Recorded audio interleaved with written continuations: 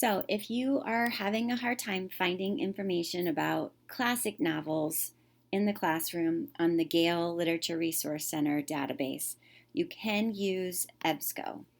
And so, EBSCO is that other company that we have of databases, and you can click on Media Center and go to Databases,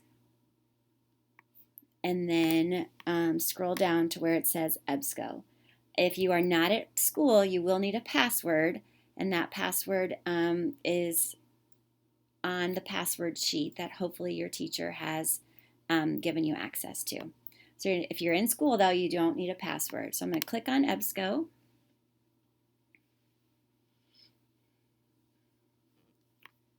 And for this topic, you can find things about your book in lots of different databases inside EBSCO. So I'm going to do select all. I don't recommend that very often.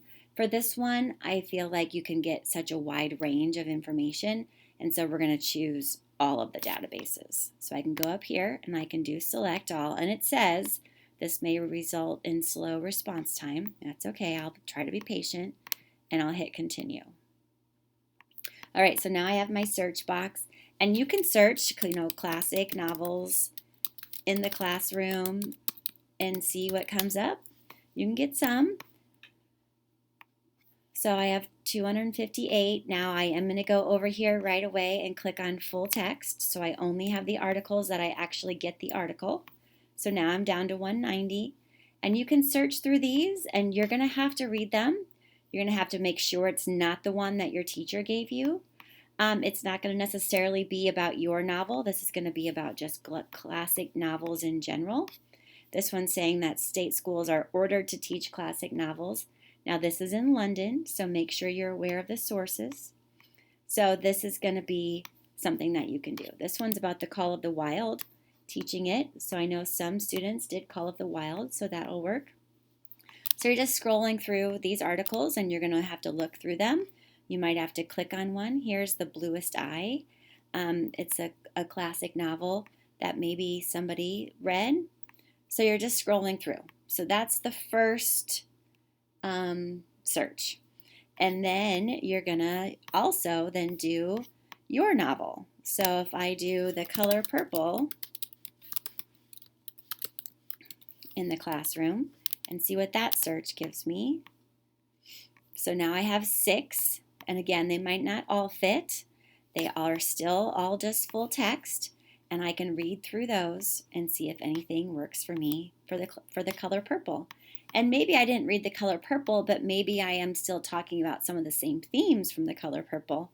I could look to see what's in there. Alice Walker, maybe I just want to talk about Alice Walker. I could do, maybe I read Slaughterhouse-Five, and I want to see what comes up if I type in the author. I'm not sure if I spelled his name right, but here comes one up. Teaching Kurt Vonnegut's Harrison Bergeron. So I just got 2 for Kurt Vonnegut. Maybe I can do The Call of the Wild. So you get what I'm saying here. You can put in different novels. You can put in classic novels. You can change the way. Maybe if I click on one of the articles,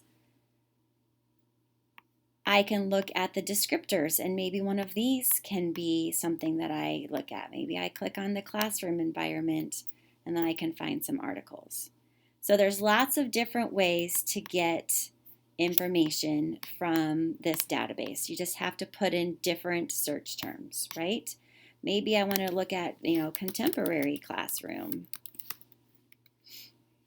and see what comes up. Maybe there's something in a contemporary classroom article that I could use. So contemporary classroom innovation. I have no idea if this is going to help me. I can use these different descriptors here, and then I could click on the article if I wanted to.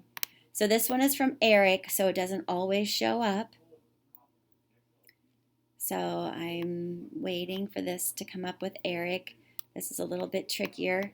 Here's the full text right here. So I'm going to say download full text. And then hopefully the article pops up. There's the article right there. So then I could read the article. There's usually an introduction, so I can just read the introduction and see if this is helpful. If it is, I'm going to go back to this page. I'm going to go to Site, and then I'm going to click right here where it says Export to Bibliographic Management Software. The last one says Noodle Tools, and I'm going to hit Save. And then it's going to show me just like we did with Gale. I haven't logged into Noodle Tools, so if I would do that, then it would down here have my list. So that's how you use EBSCO.